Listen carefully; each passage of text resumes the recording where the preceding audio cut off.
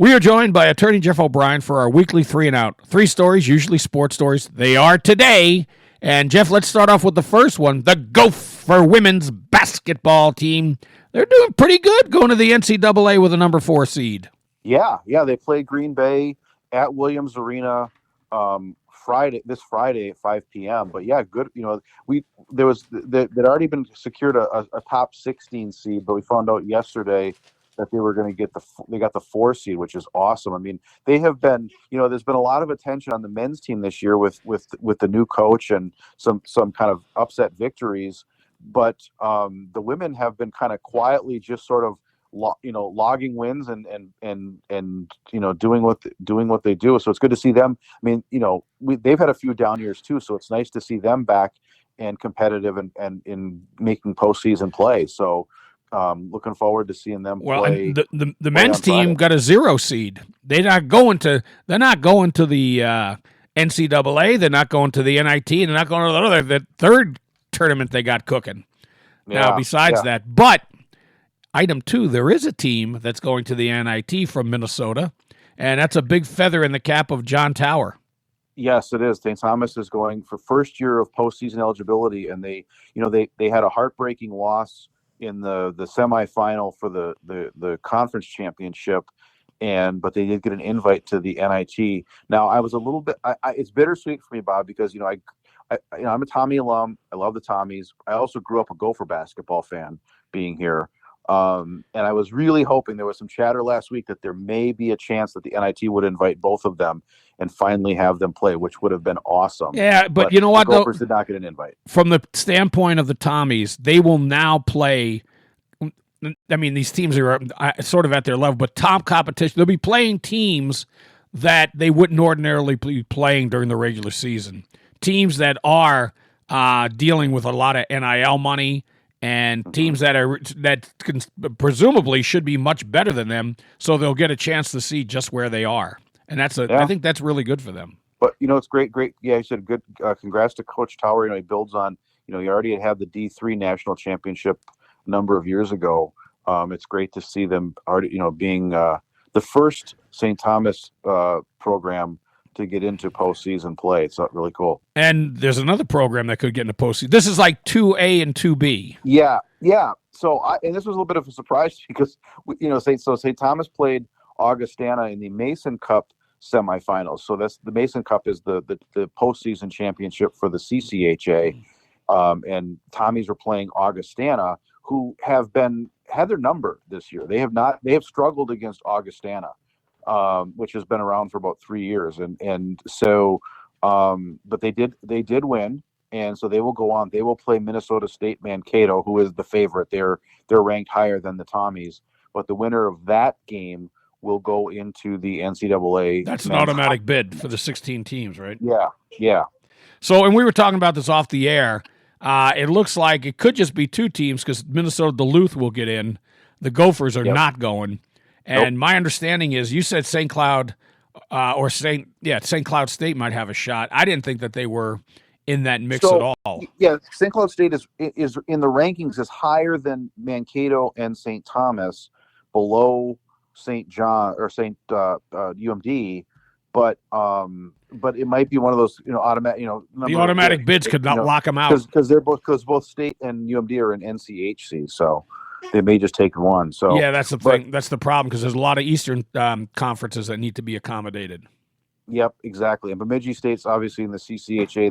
They didn't go further, and they lost to Augustana, I think, in the first round of the playoffs. So they aren't going either. So yeah, so it looks like you might just have.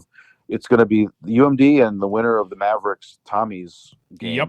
Going to the tournament. All right, and now we got to talk a little bit about international basketball because it involves women. The women, particularly one, Caitlin Clark, finally makes the national team. And you were saying that whoever the coach is now, she got rotated in because he's rotating starting lineups. Yeah, Caitlin Clark should be starting every single game they have, even if she.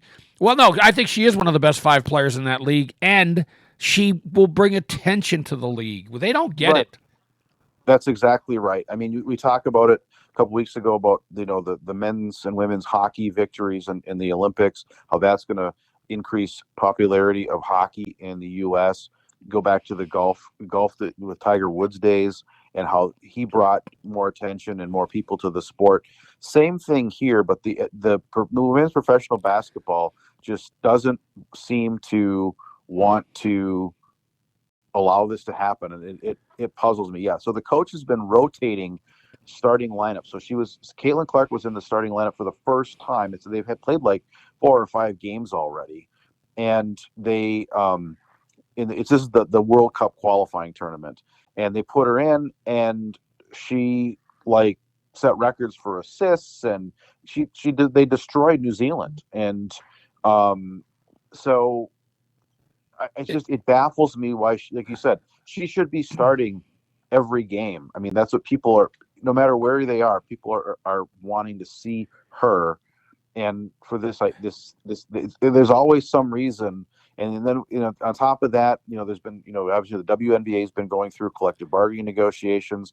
And Brittany Griner threw her some shade about why isn't she using her popularity? You know what? Like, she used her popularity to fill seats.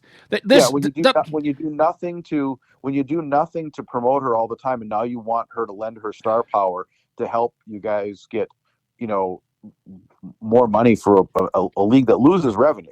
I mean, we've talked about this before. If you do revenue sharing, they would actually all owe money because of how much the league loses.